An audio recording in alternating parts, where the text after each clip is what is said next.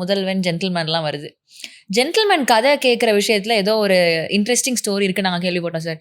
Narrate பண்ணப்போ initially what happened? ஏதோ அதுக்கு பின்னாடி இன்ட்ரஸ்டிங் சம்பவம் ஏதோ இருக்கு அப்படியா? இல்லை, ஃபர்ஸ்ட் ஆஃப் ஆல் பண்ண மாட்டேன்னு சொன்னேன். ஜென்டில்மேன் பண்ணும்போது நான் இண்டஸ்ட்ரி மேல் ரொம்ப கோபமாக இருந்தேன்.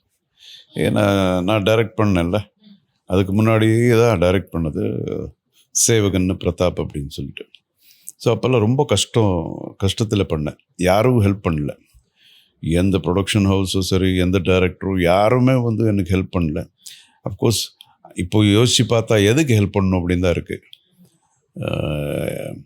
This is industry. யாருக்கு மார்க்கெட் இருக்கோ அது மேலே தானே, ஓடுற குதிரை மேலே தான் பெட் பண்ணுவாங்க, not on the லம்பிங் hours.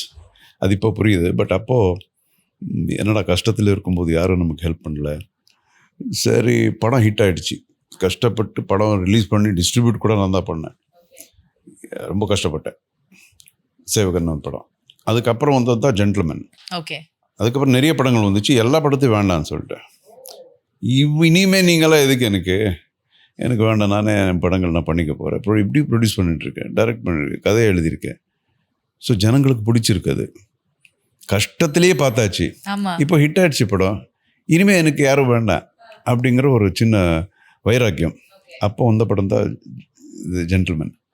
So நிறைய தடவை வேண்டான்னு சொல்லிட்டு எங்கே பார்த்தாலும் சங்கர் பேசிட்டே இருந்தார், வந்துகிட்டே இருந்தார். சரி, இவர் இத்தனை தடவை வர்றாரு, ஒரு டெக்னீஷியன் நம்ம அப்படி பண்ணக்கூடாது, கேட்டுக்கிட்டு வேண்டான்னு சொல்லிடலாம். வேண்டான்னு சொல்லலாம், நான் ஆல்ரெடி டிசைட் பண்ணியாச்சு. ஓகே. பாவம் இவ்வளோ கேட்குறாரு, தப்பாயிடுமே. Even he was like young boy தான் சங்கர் கூட. அப்போது அவருடைய ஃபர்ஸ்ட் பிக்சர் தானே. அதுக்கப்புறம் ஒரு நாள் மீட் பண்ணோம் ஒரு ஹோட்டலில், உட்லாண்ட்ஸ்ன்னு ஒரு ஹோட்டல் இருக்குது. அங்கே உக்காந்தோம், கதை சொல்லி எல்லாம் முடித்தார். முடிச்சதுக்கப்புறம் இப்போ சொல்லணும், பண்ண மாட்டேன்னு. இவ்வளோ நல்ல கதையை பண்ண மாட்டேன்னு எப்படா சொல்கிறது? சீச்சி, then I will be one big fool அப்படின்னு சொல்லிட்டு, எப்படி சார் இருக்குன்னு கேட்டார். சூப்பராக இருக்குது, நம்ம பண்ணலான்னு சொல்லியாச்சு.